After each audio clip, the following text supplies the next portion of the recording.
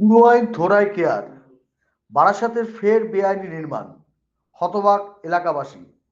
বারাসাত পুরসভার ২৯ নম্বর ওয়ার্ডের রামকৃষ্ণপল্লী সংলগ্ন এলাকায় পুরো আইনকে বুড়ো আঙুল দেখিয়ে ফের বেআইনি কনস্ট্রাকশনের অভিযোগ উঠেছে। এর আগেও ওই নির্মাণ কাজ পুরসভার তরফে বন্ধ করে দেওয়া হয়েছিল, কিন্তু সম্প্রতি সেখানে আবার কাজ শুরু হওয়ায় হতবাক স্থানীয় বাসিন্দারা।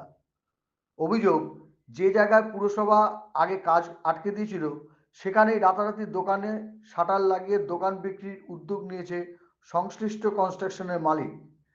বিষয়টি প্রকাশ্যে আসতেই এলাকায় চাঞ্চল্য ছড়িয়েছে এবং পুরসভার ভূমিকা নিয়ে উঠছে একাধিক প্রশ্ন।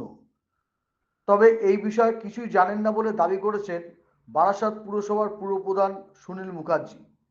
তিনি জানান, এ ধরনের কোনো বেআইনি নির্মাণের বিষয়ে তার কাছে কোনো তথ্য নেই। তিনি আরও জানান, এবার যে এগুলো ইনফরমেশন দেবে ওই এলাকার কাউন্সিলর। কাউন্সিলর এখনো আমার কাছে কোনো ইনফরমেশন দেয়নি। আমি যখন আপনাদের কাছ থেকে ইনফরমেশন আজকে এইমাত্র পেলাম, আমি এর বিরুদ্ধে একটা অ্যাকশন নেব। দেখি, যদি প্ল্যান না থাকে, মিউনিসিপ্যাল এলাকায় প্ল্যান না করে দোকান করা, বাড়ি করা ঘোরতর অপরাধ। দরকার হলে আমি দোকান বন্ধ করে দেবো এবং যতটা অ্যাকশন নেওয়া, যা অ্যাকশন নেওয়া নেব। হ্যাঁ, হ্যাঁ, সেই বন্ধ করে দেওয়ার পর আবার এখন কেন হচ্ছে সেটা জানতে হবে তো। নিশ্চয়ই পেছনে কারোর কোনো মদত আছে। সেই মদতটা দেখছি, আমি অফিসে গিয়ে আমি খোঁজ নিচ্ছি।